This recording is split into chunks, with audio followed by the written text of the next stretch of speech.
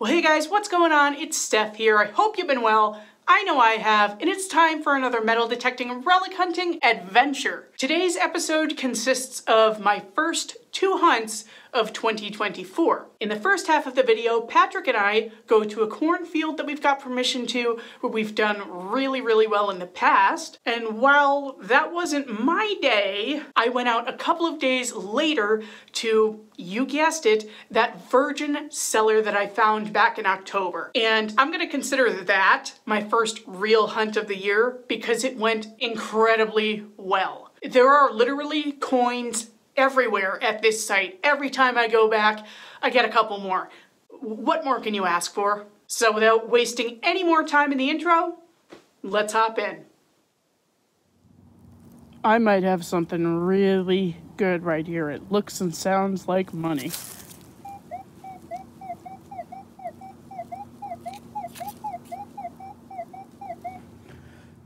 Ooh, let's get in there.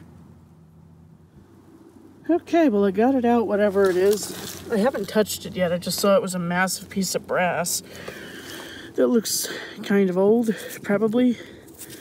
Maybe? I don't know. I will clean that up a bit and come back. Okay, well. Bad angle. Bad angle. Let me get you in the sun. I don't know what this is. This piece is solid. Oh, sort of. It looks like it has a little pinhole right there, but it doesn't go all the way through. And then there are holes drilled there and there. The back is flush, and it doesn't look broken. It looks like it was purposeful. I haven't the foggiest idea of what this is. Threw a hell of a signal, though. And I'm in this field right now because we just got a really big storm. I guess you could have called it a nor'easter if it included some snow, but it was all rain and wind. But, you know, the ground is eroded a little bit and it's all saturated, so stuff is popping out that I haven't heard before. Anyway, okay, hopefully the next target's a bit more interesting, and I'm sure I could use some help with this, so please let me know. Alright, well, I didn't show you this signal. I'm actually just coming off being sick. It's a little windy today, and I don't want to get a coughing fit by trying to film every single signal. I'm going to try to talk not too much. Anyway, so this is coming up in the 40s. And I just rolled it out. We have a musket ball that looks unfired. Looks like it was dropped. Here's the casting sprue from the mold. That's pretty cool. All right. You guys know I'll always take a musket ball, or 10, or 12. We'll see what the day has in store. I just got a super low conductor on the Manticore. It was bringing up a 13-14, reading 6 inches or so in the ground. You can already tell what it is. This is the back of an early colonial 2-piece button. So this is made of tomback with a drilled shank, so that's probably going to be no later than about 1750, and it would have accepted a pewter face, usually with a design on it. So that's cool. Nice sign of age. We'll keep on moving. There's somebody here today. You probably recognize him. Dun, dun, dun. He decided to show up. He didn't want to be left out of the fun. No. So he did what he usually does. Yeah. And he told me that the details of the item are on his pant legs, which so I let this be a lesson. Hilarious. If you find a coin in a wet swamp, don't wipe it on your pants right away. Well, I mean, it's already it was already toast anyway, if that's like that. So let's look. You'll know what it is. Hopefully there's enough left. I thought you legitimately just farted instead of made a noise with your let's see. I had it facing exactly how it was. Did you flip it? Yeah, I'm flipping it around and around and around. Hang on. I'm sure it's going to be a Connecticut out here. No, that's Britannia side, I think. Yeah. So there really? Yep. There he is. See his little bow ties that got wiped clean off? Cool. So that's going to be, yeah, it's definitely a William because the bust ends right there. Yeah. You see where that brown goes down? Oh, I saw it before. I'm doing that for you, not the audience. No, I saw it step before I wiped it on my leg. Yes, I think, I can't tell if that's a type 1, 2, or 3. Type 1 and 2 have a similar hair tie for the bust of William III. And those date from 1695 to 1699. The type 3 dates from 1699 to 1701, so still nice early copper. Are you done hating that part of the field now? Since you found a few coppers? You still hate it? Yeah, all right, well, whatever. I got some nice buttons out of there earlier, so cool. All right. Is that number 1 for 2024? That's it, number 1. Sweet. Good start. Thank you. This one looks and sounds pretty promising, so I decided to film it.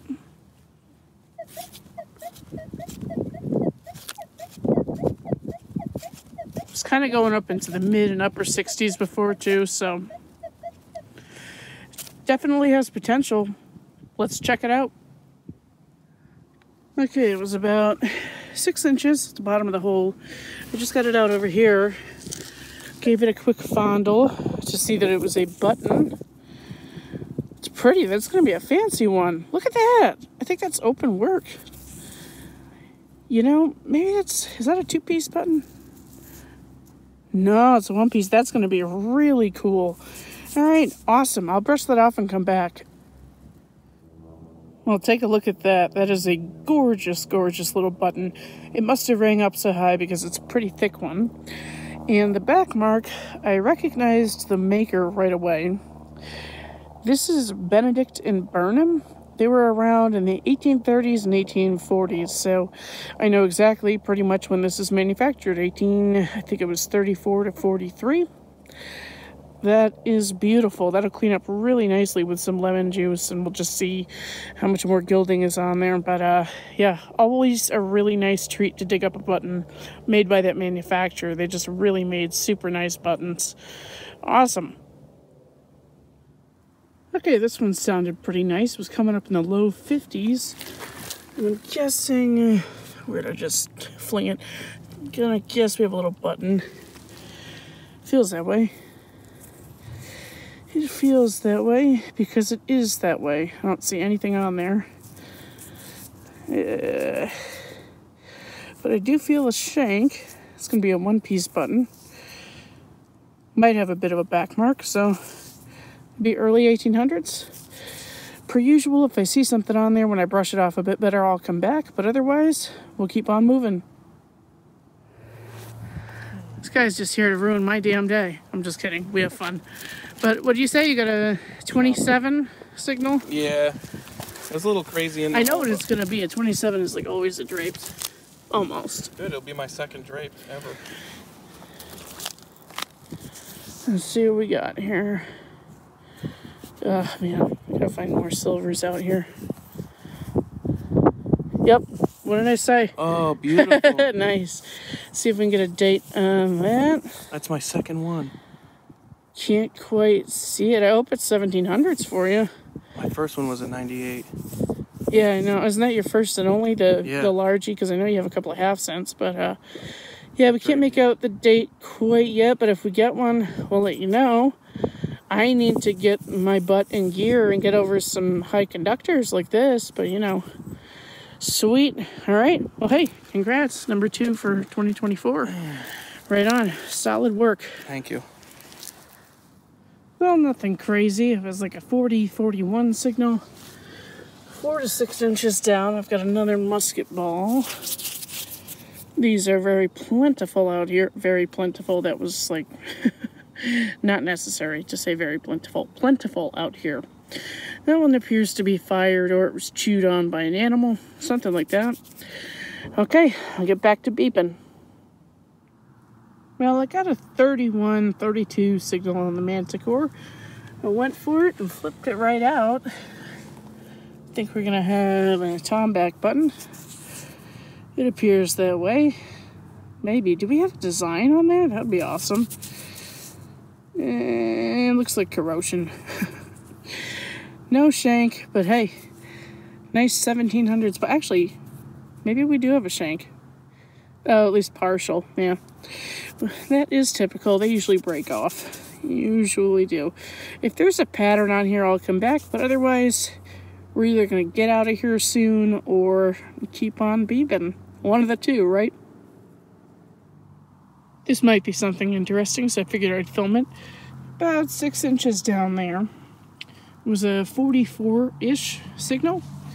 And this is what it ended up being. I saw this side first and thought, it's just a piece of crap. And it may still be just a piece of crap, but this looks like some kind of design. And I'm not really sure what. Hang on a minute, let me zoom in a little bit. Huh. It reminds me of a greyhound or something. I'm sure that's not what it is, but... yeah, that could just be crap. That could just be crap, but I'm going to put it in the video anyway in case you guys tell me it's something else. I don't know, but okay. Well, let's get out of here. Well, after that really nice lashing, let's move on to my day. Alright, this signal was coming up like a 35, 36 on the Manticore. It was reading pretty deep, but it wasn't actually that deep because it's a small piece here. Ugh, I think I have to wipe my camera lens. I was getting some glare. It's a small button with possibly something on that for once. That'd be awful nice. But, I don't know. I can't quite see if there's a back mark or not. If there is, I'd say probably early 1800s. If not, more than likely 1700s. Oh, there is a back mark. I can see one coming through. Anyway, if there's anything interesting on this button, I'll be back. But otherwise, we'll keep on moving. Okay, I've got a pretty good signal right here. I'm right inside the footprint of the home. And...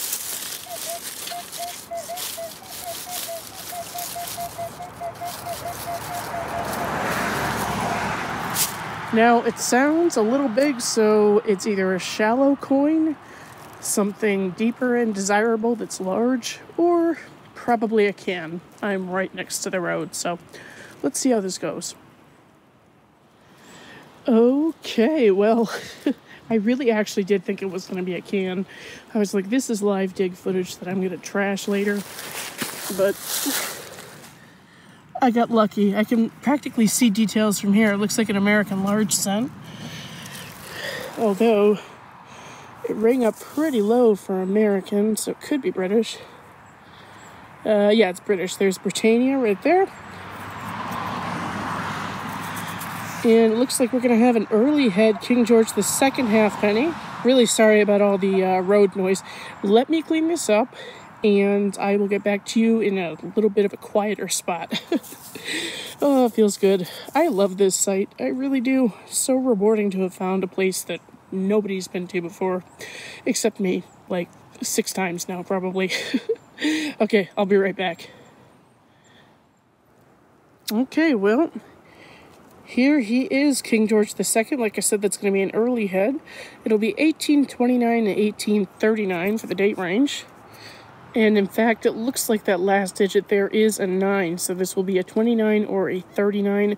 I'm not going to clean this one up in the field. It seems just kind of chunky, and I do think this place burned down, so I want to be careful cleaning it. Probably just throw it in some room temperature hydrogen peroxide to remove the dirt, seal it up, and that'll be the extent of it. But yeah, great coin. These never get old. I love them. I just had to show you guys personally how well this cleaned up. Absolutely exquisite King George II. Visible date at the bottom of 1737. And the way I cleaned this was not with hydrogen peroxide as I suggested I was going to do in the video. What I actually did is I used electrolysis with this. Cost $32 on Amazon. There's a newer version of this. I bought this 5 or 6 years ago. I don't normally recommend electrolysis for coins unless you've got like a shipwreck coin or something. This had green verdigris all over it that I just could not get off no matter what I did. So rather than dumping it into hydrogen peroxide, I took a chance and I am very happy with the results. Oh my goodness. And all I did was, I clamped the black clip onto the coin itself, which, you know, you can either clamp this directly onto your coin right on the edge. You don't want to be right in the middle of it, but on the edge. Or you can also clamp this to a copper wire and wrap the copper wire around your non-ferrous target. And then this was clamped onto a harmonica reed. That's what I used as my anode. So I had this set on 6 volts, which is still a little high. If you can find something that's, you know, a little bit on the lower side for voltage, the lower the better. But that's what I had available, and it worked. I just kept checking on it, you know, every 20 minutes or so. And then I would take the back of a sponge, you know, just a typical kitchen sponge, and scrub it off. And sure as anything, the green came off of there, and it's just gorgeous. I sealed this up with Renaissance wax, and inside, when I have this displayed, it is proudly on one of those coin easels, because that is a stunner. Well, I can't believe it, but I might have another one up against a big piece of iron. I can't really tell. I'll show you the screen.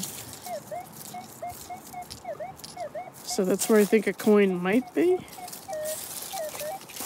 But then this is a big piece of iron.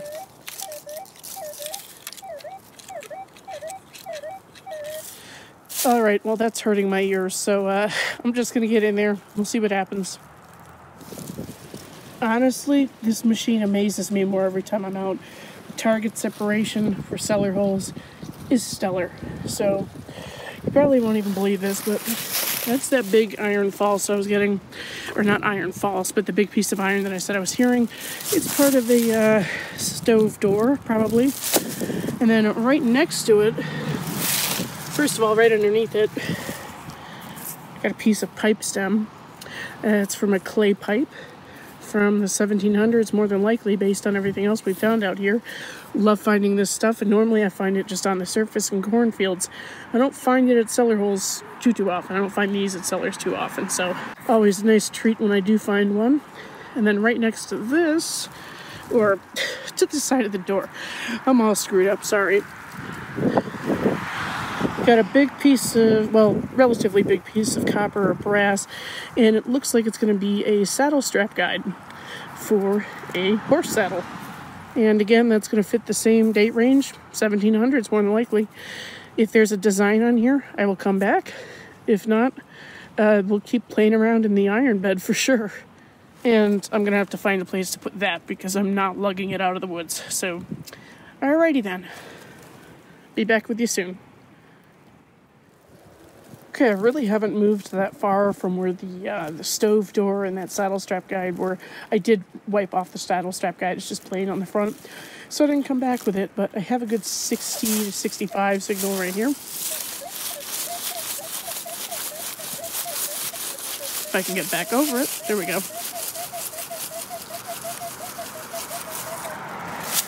Let's check that one out. I'm having some kind of day. Some kind of day. Barely looked at it. Just got it out from over there. But that's another coin all day, every day. Let's get this in the sun a little bit so we can reveal it together. I'm sure it's another British one, more than likely. And yep, it's another early head KG2. Oh man. It looks exactly like the other one. I mean, literally exactly like it. It's like, oh, wait a minute. Is this a... Hang on. Stand by. Okay, I thought that was a Woods Hibernia for a moment, but now I remember this guy's facing left. KG2. Oh, man. This is awesome. All right, I'm going to brush this off and come back. Okay, all brushed off. There's KG2 number 2 for the day. It's going to be beautiful again. The early head is 1729 to 1739. And I can't make anything out for a date yet. This is probably what was face up in the ground and why it's a bit more corroded. So, wow. You can see there's a little pink coming through there. That's fine. I think this is going to be a really pretty coin underneath all the other crud. Although I will try to leave as much of the patina intact as I can. The other one's actually starting to flake in a really nice way that leads me to believe all of it's going to come off and just leave like a copper colored coin underneath, which is crazy. Yeah. And by the way, the date on the other one, it came through. It's a 1737. So I was wrong about the 9, but hey, why not? Let's go for another one. Why not? Why not? Like I said, this never gets old. Absolutely love it. And just for fun, since you must be curious, this is how the other one turned out. Not as good. It was a little bit darker, versus this is almost a copper color coming through. It's ridiculous. I could spend this. I can go back to 1750 or something and spend that. Absolutely insane. But still very good details. I did the exact same process that I did with this coin. This one was just a little bit less corroded, so it came out a bit better. This was more challenging. There was so much like crystallized verdigris right in there in particular, so you can see there's some damage on the coin. But, you really can't complain when they come out like that. So, again, $32 on Amazon. You don't need to spend a lot. You just sometimes need to take chances. I still can't believe these coins. Well, guys, that's going to wrap it up for today's video. I really hope you enjoyed it. And if you did, but you haven't already done so, please go ahead and hit that subscribe button and the notification bell to be updated every time I upload a new video. It means so much to me when you guys subscribe, and it helps this channel thrive, grow, and of course, keeps me encouraged to continue making these videos for you. So I hope everybody has a fantastic week, and we will see you next week.